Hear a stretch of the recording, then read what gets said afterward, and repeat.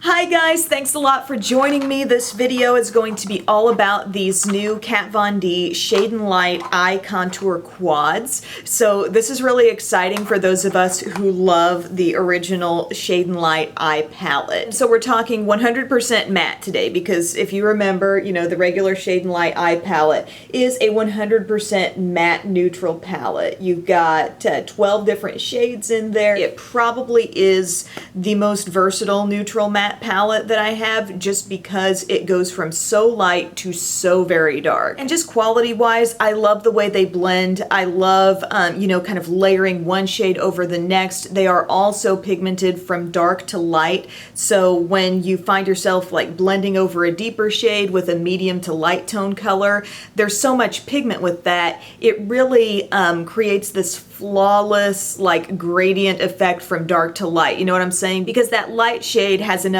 punch to really overlap and still make an impact. So I've loved this palette so very much, and I was really excited to see when they came out with these quads, which sort of play off of different specific color tones. In addition to these, I have a new primer and a double-ended eye brush that were also sent to me along with these eye palettes. So I'll definitely cover all of that in this video.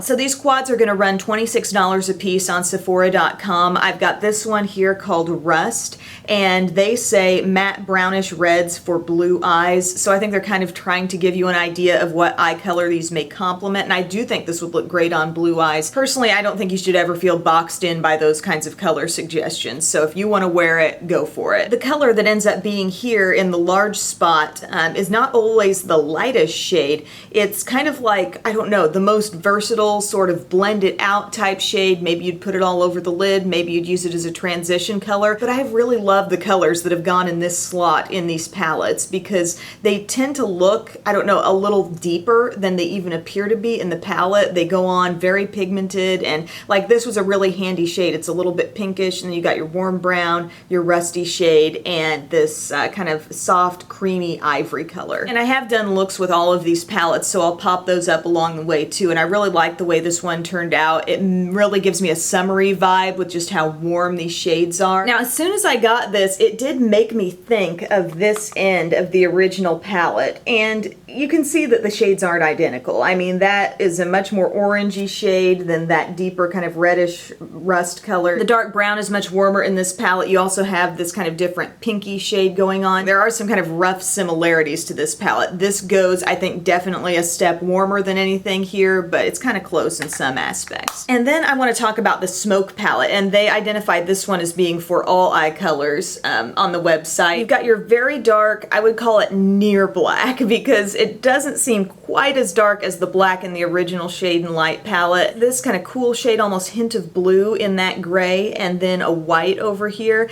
And then I really love this shade because it's kind of like a grayish taupe, and I think it really helps the blending process of all these cool tones when you've got something like this to kind of buff around the edges. I loved the look I got with this. I mean, this just really shows how smooth and seamless your look can be when you're using all of these matte shadows. They blend so nicely, one shade on top of the next, and it just makes doing eyeshadow more fun when it's that easy, right? So making a little comparison here to the original palette, here's the thing. I definitely have gotten looks with this kind of cool sector of this palette.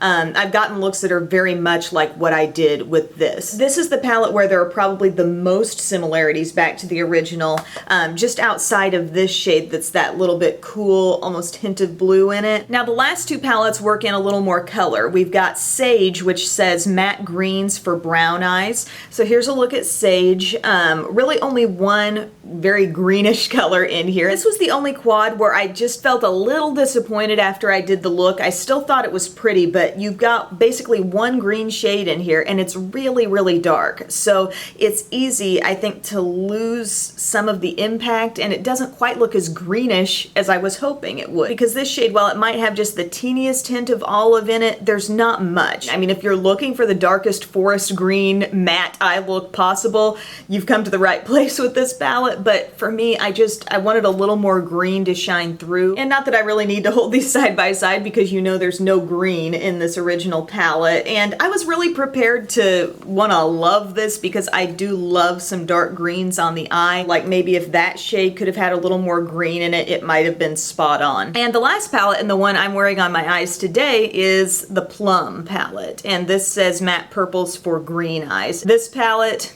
I love it.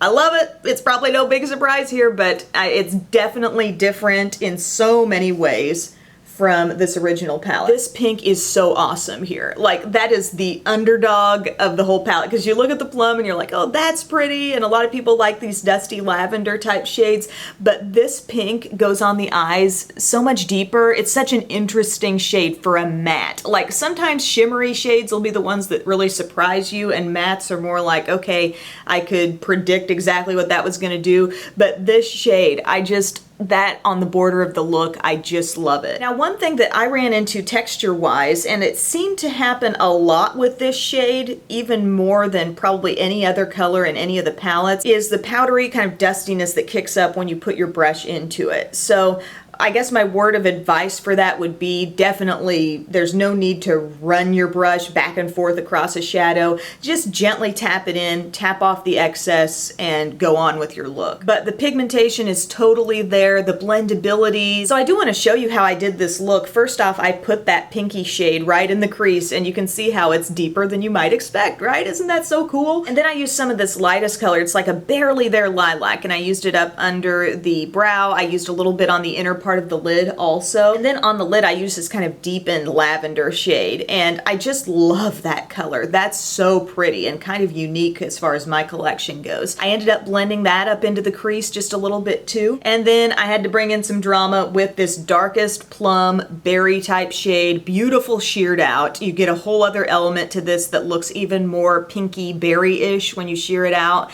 And I used that, you know, in the outer corner. I pulled it up into an outer V type thing. I smudged that a little bit on the lower lash line, and I also used some of that medium lavender on the lower lash line too. It's a beautiful palette for the plum lovers. There's just no getting around it. If you watched my Natasha Denona video last week and you saw me talking about that beautiful palette that had some purples in it too, but it also had some really, really flashy and shimmery shades, and you're thinking, gosh, I wish there was a great plum palette that was more matte.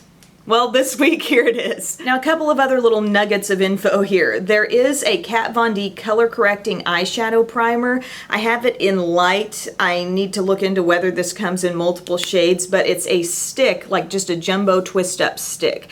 And it works fine. I really have no problems with it. I do think it has a little coverage to it, so if you've got a lot of discoloration on the lids, you know, you can just kind of swipe this on quickly, blend over it with your finger, and it seems to do away with some of that. And I haven't had any staying power issues with the shadow on top of this. However, I don't know that it's a real essential. You know, when I look at other things in my collection, like my Milani Shadow Eyes in Almond Cream, the Jordana brand has a jumbo shadow stick in a nude matte shade that would also work as nice bases for this if you didn't want to use some other kind of primer. And then there's this Shade and Light brush that came in this beautiful packaging. I mean, that's so cool, and it's a dense, really nice feeling brush that has a very pointy pencil side to it. And then there's this really thick blender. For the crease, I don't necessarily want to put a really densely packed tight brush, you know, into that kind of a formula because it'll be more than I need. I kind of wish there was just a flat brush on one end of this because that would have been really handy, I think. This pencil brush is fine. It's more pointy than I'm used to,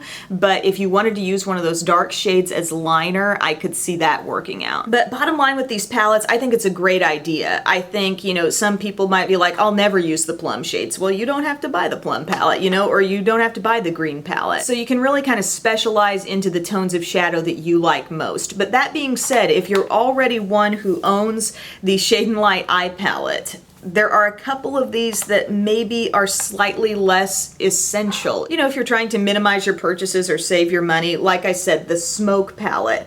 I have gotten looks that are so much like what I get with this. You just have that one kind of different shade in here, but beyond that, there are definitely other colors that can mimic the look you get with this. The other one that I would say is in the ballpark. It's not identical to the original, but this Rust palette, you know, you could get a similar look for sure with some of the shades that are already in the original Shade and Light. This Sage palette is definitely different from the original Shade and Light, but like I was saying earlier, it's the only one that I really wasn't totally satisfied with as far as the finished look. I just wanted more of a greenish thing going on there. My most favorite is the Plum palette, and it's definitely the most different from the original. So if you've got this is a nice little tack it on. And I'm excited to do some looks that don't necessarily incorporate this darkest shade, because these other colors, like I was saying before, you could go with this in the crease, this on the lid, and have the most beautiful, soft, like barely there blush look on the eyes, and I think it would be gorgeous. So thank you guys for watching this video. I hope this look at these palettes and the analysis of these palettes against the original Shade and Light eye palette. I hope you're having a great day, and I will see you soon. Bye.